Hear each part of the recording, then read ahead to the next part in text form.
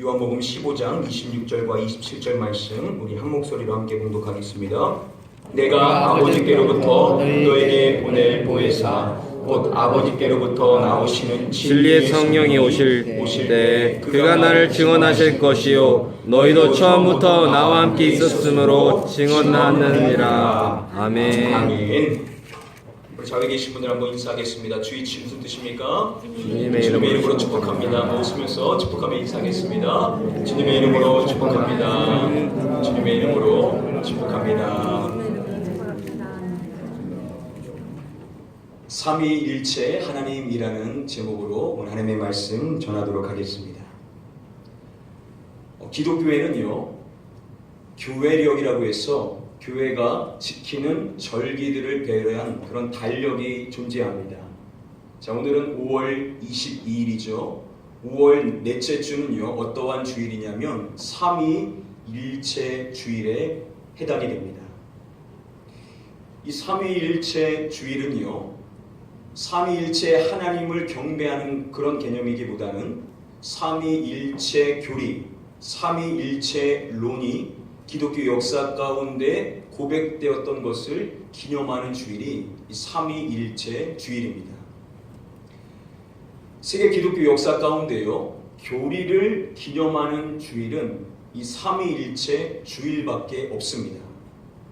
자, 그만큼 교회에 있어서 가장 중요한 교리가 뭐냐? 바로 이 삼위일체론, 삼위일체 교리가 가장 중요한 교리라는 것이죠. 이 삼위일체를 뜻하는 이 트리니티라는 이 영어 단어는요, 라틴어인 트리니타스에서 파생된 단어입니다. 이 트리니타스는요, 3이라는 숫자를 나타내는 트레스하고 그리고 하나됨을 뜻하는 유니타스가 합성된 단어입니다. 그래서 우리가 삼위일체라는 것을 단어로 풀어서 말씀을 드리면은 세 분의 하나님이 하나 된다라는 것을 이야기하죠. 세 분의 하나됨에 대한 교리가 바로 이 트리니티, 트리니타스, 삼위일체론을 이야기합니다. 사전적 정의를 한번 좀 보시면요, 삼위일체라고 치면요, 뭐라고 나오게 되냐면요, 성부, 성자, 성령, 이 세 위격이 하나의 실체인 하나님 안에 존재한다는 교의라고 그렇게 정의를 해주고 있습니다. 여러분 이해가 좀 가십니까? 성부, 성자, 성령 세 위격이 하나의 실체다라고 이야기를 하는 것인데요. 삼위일체가 성립이 되려면요, 다음과 같은 네 가지가 보장이 된다라고 하시면 삼위일체라고 이야기를 할 수가 있습니다. 먼저 첫 번째로 하나님께서는 한 분 하나님, 하나이신 하나님이 보장이 되어야 되죠. 그러면서도 동시에 성부와 성자와 성령 세 분 모두가 하나님이셔야만 됩니다. 자, 그러면서 그런 성부와 성자와 성령인 이 삼위는 각각 구별되시는 존재다라는 것이 보장이 되어야 되고요. 또한 그러면서도 이 삼위 하나님께서 분리되지 않는 하나이심이 또한 보장을 해야만 이게 삼위일체론이 성립이 되게 되는 것입니다. 그냥 들어봐도 좀 어렵죠. 그래서 사람들이 이것을 이렇게 쉽게 설명해 주려고 여러 가지 비유들을 통하여서 이 삼위일체론을 설명해 주려고 합니다. 여러분들도 많이들 들어보신 비유일 텐데요, 이런 것들이 있습니다. 한 남자가 있는데요, 이 한 남자가 자녀들한테는 아빠죠. 그리고 자신의 부모님에게는 아들이 되고요, 또한 아내에게는 남편이 된다. 이것을 통하여서 성부, 성자, 성령 한 분 하나님이 성부도 될 수 있고 성자도 될 수 있고 성령도 될 수 있다. 그러나 결국은 한 분 하나님이다 라고 그런 식으로 설명을 하는 것입니다. 여러분 이것이 어떻게 적절한 설명일 것이라고 생각을 하십니까? 여러분 결국 세 가지 역할을 하지만 사람은 몇 명입니까? 한 사람뿐이죠. 한 사람이 세 가지 역할을 그냥 감당하는 것입니다. 자, 그러나 삼위일체 하나님은요, 성부, 성자, 성령, 삼위가 각각 존재하셔야만 된다는 것이죠. 한 분이 세 가지 역할을 하는 것이 아니라 성부, 성자, 성령이 동시에 함께 계셔야만 되기 때문에 이런 식으로 설명하는 것은 이제 적절한 설명이 아니라는 것입니다. 이런 비유 외에도 동일한 의미를 가지고 있는 비유들이 많이 있는데요. 몇 가지만 좀 더 살펴보도록 하겠습니다. 또한 소위 나무의 비유로 이야기했어요. 이 나무가 뿌리와 줄기와 가지로 구성이 되어 있죠. 그런데 그것이 하나의 나무인 것을 통하여서 이야기를 하는 것입니다. 그래서 마치 뿌리는 성부라고 할 수 있고 줄기는 성자라고 할 수 있고 가지는 성령이라고 할 수 있는데 결국 그 세 분이 하나의 나무가 되신다라고 그렇게 이야기를 하는 것입니다. 그런데 이것도 마찬가지로 뭔가 잘못된 것이죠. 여러분, 가지 자체가 나무입니까? 줄기 자체가 나무입니까?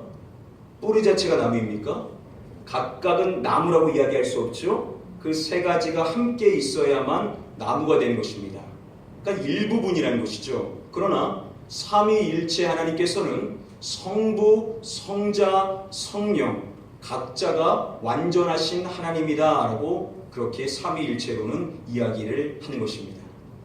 그렇기 때문에 일부분으로서 하나님을 설명하려고 하는 것은 적절한 설명이 되지 않는다는 것이죠.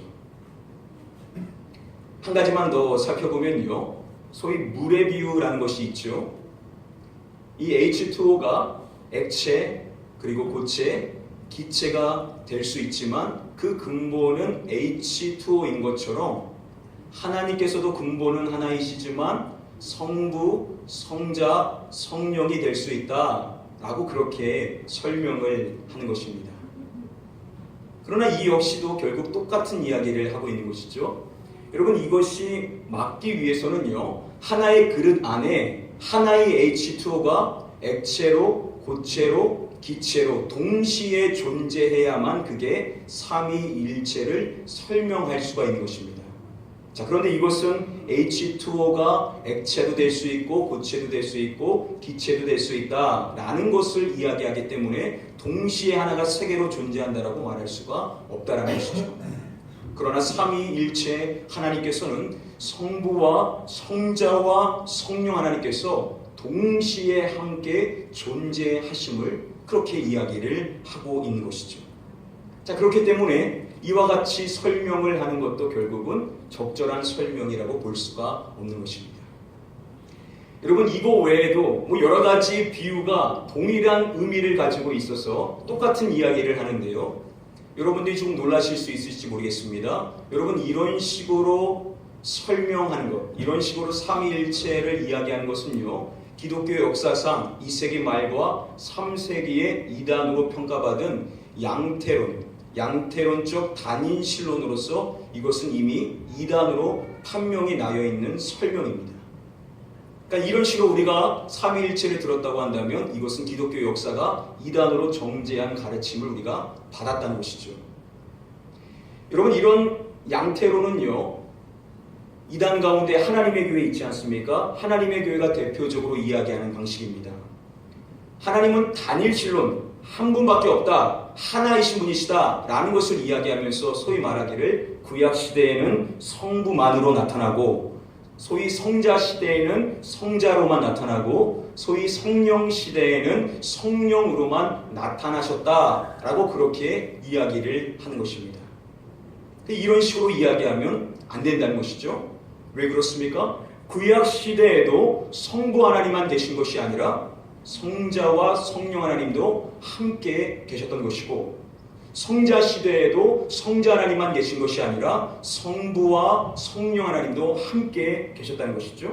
그러니까 삼위일체 하나님께서는 함께 분리되지 않는, 함께 공존하시는 분이시다라고 삼위일체로는 이야기를 한다는 것입니다. 자, 그래서 오늘은 좀 특별하게요, 평소와 다르게 오늘 본문 말씀을 중심으로 풀기보다는 여러 가지 그의 말씀, 구약의 말씀과 신약의 말씀을 우리가 조금씩 살펴봄으로써 우리가 삼위일체론을 좀 우리가 살펴보기를 원합니다.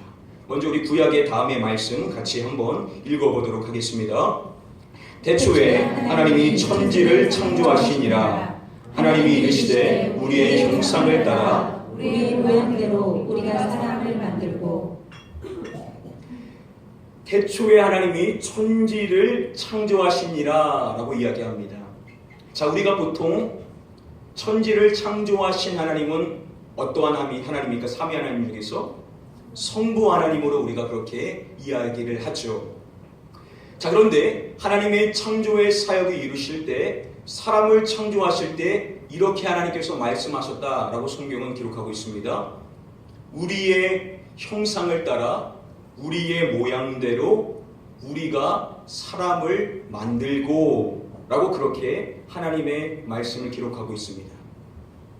자, 만일 하나님께서 단일 하나님이라고 이야기한다면 나의 형상을 따라 나의 모양대로 내가 사람을 만들고 라고 말씀하셔야만 될 텐데, 우리의 형상을 따라 우리의 모양대로 우리가 사람을 만들었다라고 말씀하시는 것은 우리가 믿는 삼위일체 하나님, 성부 하나님뿐만 아니라 성자 하나님과 성령 하나님께서 공동으로 창조 사역을 감당하신 것이다 라는 것을 우리가 유추해 볼 수가 있는 부분이죠. 자, 이렇게 이야기한다면 성부 하나님께서 창조의 사역을 감당하실 때 성자 하나님께서도 함께 계셨다는 것이 입증이 되어야 될 것인데요, 우리가 그것을 어디서 살펴볼 수 있냐? 사복음서 가운데 네 번째 복음서인 요한복음의 다음의 말씀을 통하여서 우리가 한번 살펴볼 수가 있습니다. 자, 사도 요한이 고백하기를요, 말씀이 육신이 되었다, 성육신 사건을 이야기합니다. 바로 하나님의 독생자를 이야기하는데요, 자, 여기서 말씀이 결국 누구이십니까? 예수님, 성자 하나님을 이야기하고 있죠. 자, 그런데 그 성자 하나님의 이야기를 할 때 1절의 말씀에 보시면은요, 성경은 이렇게 이야기합니다. 태초에 말씀이 계시니라. 이 말씀이 누구와 함께 계셨다고요? 하나님과 함께 계셨으니 라고 이야기합니다. 자, 이 말씀이 누구라고 이야기했습니까? 예수님. 예수님이 계시는데 이 말씀, 즉 예수님이 하나님, 성부 하나님과 함께 계셨다라고 이야기합니다. 자, 창조의 그 시기에 성자 하나님께서 하나님과 함께 계셨음을 이야기하는데요, 중요한 것은 이어지는 말씀에 보시면 이렇게 이야기하는 것을 우리는 주목해야 됩니다. 이 말씀은 곧 누구시라고요? 하나님이시니라 라고 이야기합니다. 자, 예수님께서 성부 하나님과 함께 계셨는데 그 성자 하나님, 말씀이신 예수님은 곧 하나님이시다 라고 이야기하는 것은 결국 성자 하나님께서 창조주 하나님이 되심을 지금 성경은 이야기를 하고 있다는 것입니다. 그래서 이어지는 말씀에 보시면 이렇게 이야기하지 않습니까? 만물이 그로 말미암아, 즉 말씀으로 말미암아 지은 바 되었으니 지은 것이 하나도 그가 없이는 된 것이 없느니라 라고 이야기함으로써 결국 창조를 하실 때 성부 하나님만 창조 사역을 감당한 것이 아니라 말씀으로 계셨었던 예수 그리스도 역시도, 즉 성자 하나님께서도 함께 창조의 사역을 감당하시는 분이셨다라는 것을 우리는 말씀을 통해서 확인해 볼 수가 있다는 것입니다. 성부 하나님과 더불어서 성자 하나님께서도 함께 창조를 하셨다. 자, 그렇다면 삼위일체가 되기 위해서는 삼위 하나님이신 성령 하나님께서도 이 창조의 사역에 함께 하셔야만 되는 것인데요, 다음에 말씀해 보면 창세기 1장 2절 말씀해 보시면 이렇게 이야기합니다. 땅이 혼돈하고 공허하며 흑암이 깊음 위에 있고 하나님의 영은 수면 위에 운행하시니라 라고 성경은 이야기를 합니다. 자, 여기서 하나님의 영이라는 단어가 나오지 않습니까? 이 하나님의 영이라고 이 번역된 이 히브리어는 루하우 엘로힘이라는 단어입니다. 자, 이 루하우 엘로힘, 이 루아우를 이야기할 때요, 이 카리스 종합주석은 이렇게 설명해 줍니다. 루아우 엘로힘, 하나님의 영은 제3위 하나님이신 성령을 가리킨다 라고 그렇게 설명을 해주고 있습니다. 자, 뭘 이야기합니까? 하나님께서 창조의 사역을 감당하실 때 루아우 엘로힘, 성령 하나님께서 운행하고 계셨다라고 이야기함으로써 결국 창조의 사역을 성부 하나님, 성자 하나님만 함께 하신 것이 아니라 성령 하나님께서도 이미 그 창조의 사역에 함께 하셨음을, 그 자리에 함께 계셨음을 성경은 우리에게 이야기를 해주고 있다라고 이미 창세기 말씀에서 설명을 해주고 있다는 것입니다. 그러니까 구약시대에 하나님께서 성부 하나님만 계셔서 성부 하나님만 이 세상을 창조하셨다라고 말하는 것은 성경의 가르침이 아님을 우리는 확인해 볼 수가 있는 것입니다. 자, 시간 관계상 신약의 말씀으로 좀 넘어가기를 원하는데요. 다음의 말씀을 통하여서도 성부, 성자, 성령 하나님께서 함께 하셨음을 우리는 살펴볼 수가 있습니다. 우리 다음에 신약의 말씀 같이 한번 읽어보도록 하겠습니다. 예수도 세례를 받으시고 기도하실 때 하늘이 열리며 성령의 비둘기 같은 형체로 그의 위에 강림하시더니 하늘로부터 소리가 나기를 너는 내 사랑하는 아들이라 내가 너를 기뻐하노라 하시니라. 예수님께서, 즉 성자 하나님께서 세례 요한에게 세례를 받으실 때 있었던 일입니다. 먼저 이위 하나님이신 성자 하나님께서 세례를 받으시고 기도를 하시고 계신 그 장면입니다. 자, 그런데 어떠한 일이 일어나냐면 하늘이 열리며 성령이 비둘기 같은 형체로서 그 성자 하나님인 예수님 위에 강림하였다라고 성경은 이야기하는 것입니다. 자, 예수님께서 기도를 하고 계신데 성령님께서 성자 하나님 머리 위에 임하셨다는 것은 성자와 성령님께서 같은 물리적인 시간에 함께 계셨다라는 것을 이야기하고 있는 것이죠. 이렇게 끝나는 것이 아니라 그렇게 성령이 강림하시는데 동시적인 사건입니다. 하늘로부터 무엇이 있다라고요? 소리가 나기를 너는 내 사랑하는 아들이라 내가 너를 기뻐하노라. 자, 이것은 누구의 음성입니까? 성부 하나님의 음성이죠. 성부 하나님께서 성자 하나님에게 말씀하신 것입니다. 너는 내 사랑하는 아들이라 내가 너를 기뻐하노라 라고 이야기함으로써 성자와 성령과 성부 삼위 하나님께서 함께 하시고 계심을 우리는 확인해 볼 수가 있습니다. 자, 그래서 우리가 여기서 무엇을 정확히 알 수 있냐? 양태론, 한 분이 모양만 달리하여서 등장한다라는 것은 결코 성경이 이야기하는 가르침이 아니라는 것입니다. 지금 동시적인 시간에 성자 하나님이 계실 뿐만 아니라 성령 하나님이 계시고 또한 음성으로 들리셨던 성부 하나님께서 같은 물리적인 시간에 함께 계심을 이야기함으로써 결국 성령, 성자, 성령, 삼위 하나님께서 분리되지 않고 함께 역사하시는 그 장면이 바로 이 예수님께서 세례를 받으시는 장면인 것을 통해서 우리는 확인해 볼 수가 있습니다. 자, 예수님께서 부활하시고 제자들에게 세례를 명령하시지 않습니까? 그 세례를 명령하실 때 예수님께서는 이렇게 말씀을 하십니다.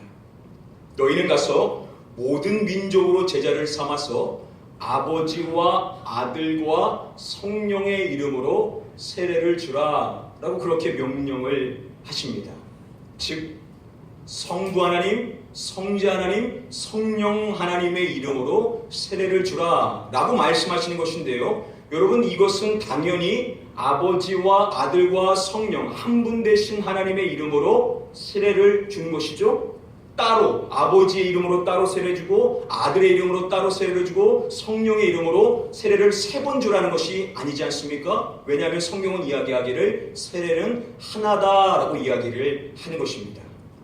우리가 인간적인 한계를 갖고 있으니까 논리적인 순서를 갖고 있고 아버지, 아들, 성령을 따로 시간적인 간격을 두고 이야기할지는 모르지만 세례를 베푸시는 하나님은 아버지, 아들, 성령 하나 되시는 삼위일체 하나님께서 우리에게 주시는 세례다라고 예수님은 우리에게 가르쳐 주시고 계신다는 것입니다. 여러분, 이 외에도 삼위일체 하나님을 살펴볼 수 있는 많은 말씀들이 있습니다. 자, 그런데 여러분 중요한 것은요, 그 말씀들이 우리가 가지고 있는 논리로 성부, 성자, 성령이 어떻게 함께 공존하시면서 존재하고 계시는지를 우리에게 설명해 주는 그런 말씀은 사실 있지 않습니다.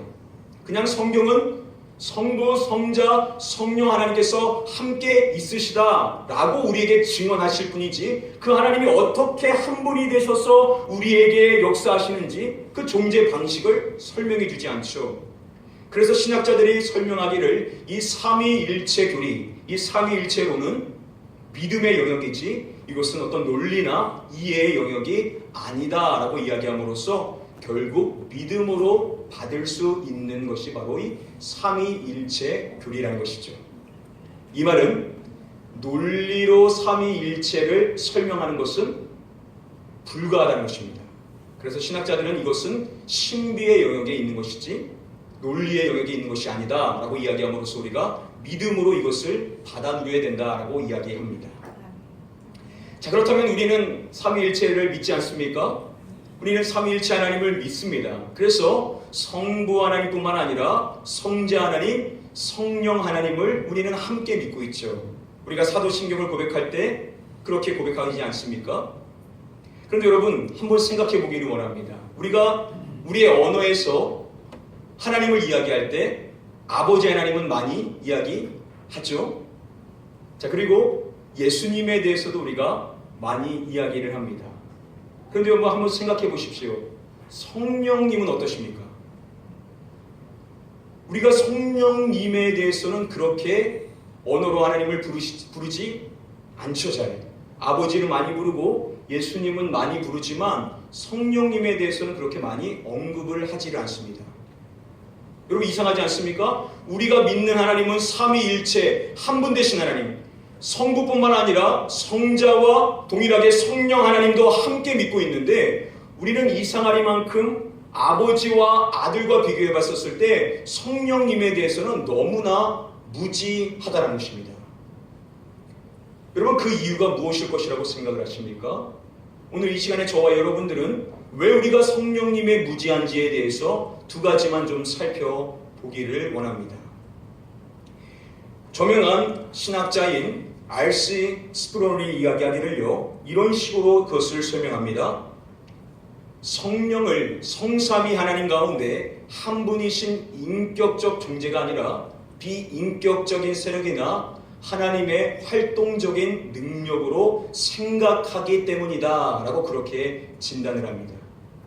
자, 왜 우리가 성부와 성자와 비교해 봤을 때 성령님에 대해서 그렇게 무지하냐? 이유는 무엇이냐면 우리가 성령님을 오해한다는 것이죠. 성령님은 성부와 성자와 동일하게 인격적인 존재이신데 우리가 성령님을 이해할 때 비인격적인 힘이나 하나님의 활동력 정도로만 우리가 성령님을 잘못 이해하고 있기 때문에 우리가 성령님에 대해서 무지하다는 것입니다. 성령님을 우리가 잘 모른다는 것이죠. 여러분 성경은 뭐라고 이야기합니까? 성령님은 아버지와 아들과 동일하게 인격이다라고 성경은 계속해서 우리에게 이야기해 줍니다.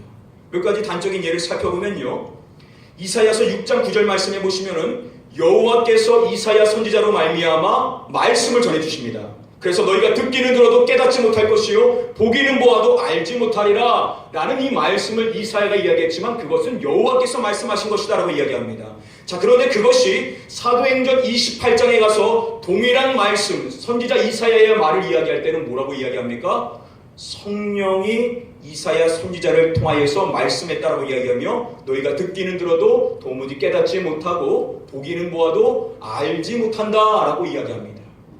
뭘 이야기합니까? 성령 하나님께서 창조주 하나님이 되신 성부 하나님이 주셨던 그 말씀과 동일하게 성령님도 함께 그 말씀을 증거하셨다는 것이죠. 성부 하나님만 인격으로서 우리에게 말씀하신 것이 아니라 성령 하나님께서 인격이 되셔서 우리에게 말씀하시는 주체시다 라고 성경은 그렇게 이야기를 하고 있다는 것입니다.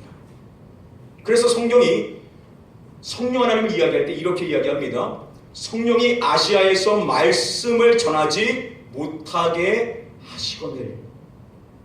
자, 바울과 디모데가 함께 아시아에 가서 복음을 전하려고 하는데 누가 그것을 막냐면 성령 하나님께서 그것을 막으셨다라고 이야기합니다. 하나님이 인격이 되셔서 그들로 하여금 그것을 허락하지 않게 하셨다라고 이야기함으로써 성령님이 그들의 일을 주관하셨다라고 성경은 이야기하고 있다는 것입니다. 이와 같은 말씀들이 너무나 많이 있는데요. 사도행전 15장의 말씀에 보시면 이렇게 이야기합니다. 성령과 우리는 이방인들을 위한 선교를 감당할 때 무엇인가 중요한 일을 결정할 때 그것을 사도들만 결정한 것이 아니라 성령님과 성령님과 사도들이 함께 그 일을 결정했다라고 이야기함으로써 결국 성령님은 인격적인 존재이심을 이야기하고 있는 것입니다. 그래서 여러분, 우리가 다음의 말씀을 좀 주목해 볼 필요성이 있습니다. 우리 다음의 말씀 같이 한번 읽어보도록 하겠습니다. 하나님의 성령을 근심하게 하지 말라. 성경이 우리에게 명령하는 가르침이 뭐냐면 하나님의 성령, 삼위 되시는 성령 하나님을 근심시키지 말라라고 그렇게 명령을 하고 있는 것입니다. 이것을 우리말 성경은 이렇게 이야기합니다. 하나님의 성령을 슬프게 하지 마십시오라고 이야기합니다. 성령님을 슬프게 해서는 우리가 안 된다라고 이야기하는 것은 결국 뭘 이야기하는 것입니까? 우리가 성부 하나님을 기쁘시게 해드리는 것처럼 우리가 마찬가지로 성령 하나님을 기쁘게 해주는 존재가 되어야지 성령님을 근심시키고 성령님을 슬프게 해서는 안 된다라고 그렇게 이야기를 하고 있다는 것입니다. 또한 성경은 뭐라고 이야기합니까? 우리가 성령님을 속여서는 안 된다라고 이야기합니다. 우리가 성령님을 속이는 것은 하나님을 속이는 것이다 라고 이야기함으로써 결국 우리가 사람을 속이지 않는다는 것은 뭘 이야기합니까? 우리가 그 사람을 인격으로 대한다는 것이죠. 그 사람을 존중하는 것을 이야기하는 것입니다. 성경이 우리에게 가르치는 가르침이 뭐냐면 우리가 성령 하나님을 인격으로 존중하고 그분의 말씀을 존중하는 자가 됨으로 말미암아 성령님 앞에 정직한 삶을 살아가야 된다. 그분이 나와 함께 계심으로 나의 삶을 지켜보시는 분이심으로 내가 그 성령님을 인지하는 자가 되어야 된다 라고 성경은 우리에게 가르쳐주고 있다는 것입니다. 바로 이것이 우리의 인생의 삶에 성령 하나님, 그 하나님을 체험으로 알 수 있는 중요한 방법이 바로 이것입니다. 저와 여러분들의 인생의 삶 속에서 우리는 성령님을 자꾸 인정하고 환영하고 초청함으로 말미암아 성령님 인격이심을, 성령님 말씀하시는 분이심을, 성령님께서 내 삶을 결정하시고 내 삶을 주관하시고 나의 갈 방향을 결정하시는 분이심을 우리가 자꾸만 인정하는 이 언어적인 훈련이 되어야만 성령님을 우리가 자각할 수 있고 성령님을 우리가 알 수 있는 줄 믿습니다. 그래서 여러분, 우리가 복음성가 가운데 이런 복음성가 있지 않습니까? 성령님 환영합니다. 인정합니다. 그 가사가 이렇죠. 성령님 인정합니다. 성령님 환영합니다. 성령님 지금 내 안에 오셔서 라는 이 고백이 있습니다. 바로 이것이 우리가 성령 하나님을 체험할 수 있고 성령 하나님을 인격으로 인정하고 환영하며 초청함으로 말미암아 우리의 삶 가운데 성령님이 멀리 계신 분이 아니라 성부와 성자 하나님과 동일하게 우리 안에 거하시는 분이심을 우리는 체험할 수 있다는 것이죠. 사랑하는 성도 여러분들, 한 주간 좀 숙제를 내드리기를 원합니다. 여러분들 순모임을 하시기 전에 여러분들이 인생의 삶 속에서 기도하실 때, 또 직장에서 일하실 때, 그리고 여러분들이 운전을 하실 때든 언제이든 간에 하나님을 부르실 때 성령님이라고도 동일하게 부르셔서 성령님 인정합니다. 성령님 환영합니다. 성령님 초청합니다. 내 안에 오시옵소서 라는 이 인정의 고백을 하심으로 여러분들의 인생의 삶이 어떻게 바뀌었는지를 조금 나눌 수 있는 그런 은혜의 한 주가 되시기를 주님의 이름으로 간절히 축복드립니다. 아멘. 바로 이것이 첫 번째 우리가 성령님을 알 수 있는 방법인데요. 자, 두 번째로 하나만 더 짧게 우리가 왜 성령님에 대해서 무지한지를, 성부와 성자와 비교했었을 때 우리가 성령 하나님을 잘 모르는 이유가 무엇인지 한번 살펴보겠습니다. 우리 다음의 말씀을 같이 한 목소리로 읽어보겠습니다. 주의 성령이 내게 임하셨으니 이는 가난한 자에게 복음을 전하게 하시려고 내게 기름을 부으시고 나를 보내사. 자, 주의 성령이 내게 임하셨으니, 이사야서의 말씀을 통하여서 예수님의 삶에 성취된 것을 이야기합니다. 주의 성령을 이야기하는데 그 성령님께서 오신 이유를 설명할 때 이렇게 이야기합니다. 복음을 전하게 하시려고 라고 이야기합니다. 예수님께서 세례를 받으시고 그때부터 공생의 사역을 시작하시면서 회개하라 천국이 가까이 왔느니라 라는 복음 전파의 사명을 감당하십니다. 자, 즉 성령님과 누가 어떤 것이 연결되냐? 바로 복음을 전파하는 것, 이것이 긴밀히 연결되어 있어서 성자 하나님 역시도 성령님을 통하여서 복음을 전했다라고 성경은 이야기합니다. 자, 이와 같은 가르침이 계속해서 나오는데요, 몇 가지만 더 살펴보겠습니다. 예수님이 말씀하시기를 내가 아버지께로부터 너희에게 보낼 보혜사 곧 아버지께로부터 나오는 진리의 성령이 오실 때에 그가 누구를 증언한다고요? 나를 증언하실 것이요 라고 이야기합니다. 성령님께서 오셔서 하시는 일이 뭐냐? 예수 그리스도를 증언한다는 것입니다. 여러분, 복음 전파가 무엇입니까? 예수 그리스도를 증거하는 것이죠. 그분이 우리 인생의 삶의 구세주 되심을 증언하는 것인데, 성령님이 오셔서 하시는 일이 뭐냐? 바로 예수 그리스도를 증언하는 일을 한다라고 이야기함으로써 성령님이 뭐와 연결되어 있냐? 예수 그리스도를 증언하는 것, 즉 복음 전파와 연결되어 있음을 예수님은 말씀해 주십니다. 자, 그래서 우리가 사도행전 말씀해 보시면 오직 성령이 너에게 임하시면 너희가 권능을 받고 예루살렘과 온 유대와 사마리아와 땅끝까지 이르러 내 무엇이 되리라 라고 말씀하십니까? 증인이 되리라 라고 말씀하십니다.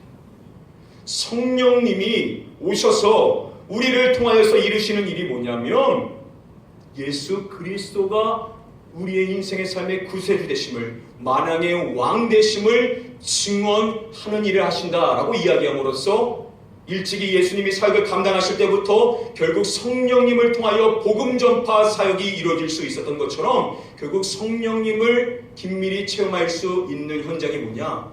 바로 예수 그리스도를 증거하는 복음 전파의 사명을 감당할 때 우리가 성령님을 알 수 있다라는 것을 성경은 계속해서 우리에게 이야기를 해주고 있습니다. 왜 우리가 성령님에 무지합니까? 다른 것이 아니죠. 우리가 예수 그리스도를 증언하는 삶을 살지를 않는다는 것입니다. 성부 하나님은 알고 성자 하나님은 아는데 복음을 증거하는 사명을 감당하지 않다 보니까 우리가 성령 하나님에 대해서 너무나 무지하다는 것입니다. 여러분, 사도행전 이후부터 나오는 서신서의 말씀에서 핵심, 성도의 신앙생활의 핵심은 어디에 있냐? 성령 충만에 있습니다. 그런데 우리가 복음을 증거하지 않다 보니까 성령의 충만함을 누리지 못한다는 것입니다. 자, 두 번째로 알 수 있는 것은 결국 우리가 복음을 전파할 때 성령님을 알 수 있는데 어떻게 알 수 있냐? 예수님이 이렇게 말씀하십니다. 제자들에게 복음을 전파하도록 그들을 파송할 때 이렇게 말씀하신 것을 볼 수가 있습니다. 그때 너에게 할 말을 주시리니 말하는 이는 너희가 아니라 너희 속에 말씀하시는 이 곧 너희 아버지의 누구시라고요? 성령이시니라 라고 얘기합니다. 복음을 전파하는 사명을 감당할 때 니들이 뭘 말할지 두려워하지 말라, 염려하지 말라 라고 이야기하시면서 뭘 말씀하시냐? 말하는 이는 너희가 아니라 너희 속에서 말씀하시는 하나님의 영 성령님께서 너희에게 말씀하실 것이다 라고 이야기함으로써 우리가 복음을 전파하는 사명을 감당할 때 예수 그리스도를 증언하는 삶을 우리가 살아갈 때 우리가 긴밀하게 만나는 분이 누구시냐? 바로 성령 하나님을 우리가 체험할 수 있다 라고 예수님께서는 우리에게 말씀하시는 것입니다. 그래서 사도행전을 보십시오. 복음을 전파하는 그들이 계속해서 성령의 은혜를 체험하는 것을 볼 수가 있습니다.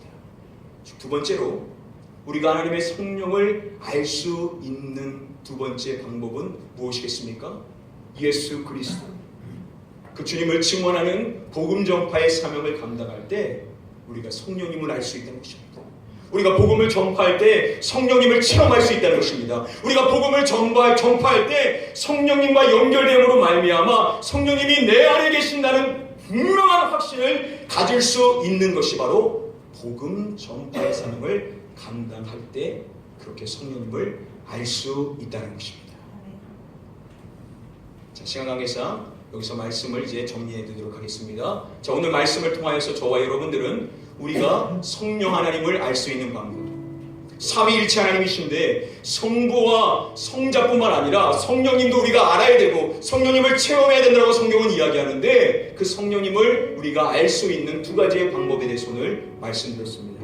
여러분, 다른 거 다 잊으셔도 이 두 가지만 기억해 주시기를 바랍니다. 첫 번째는 무엇이었습니까?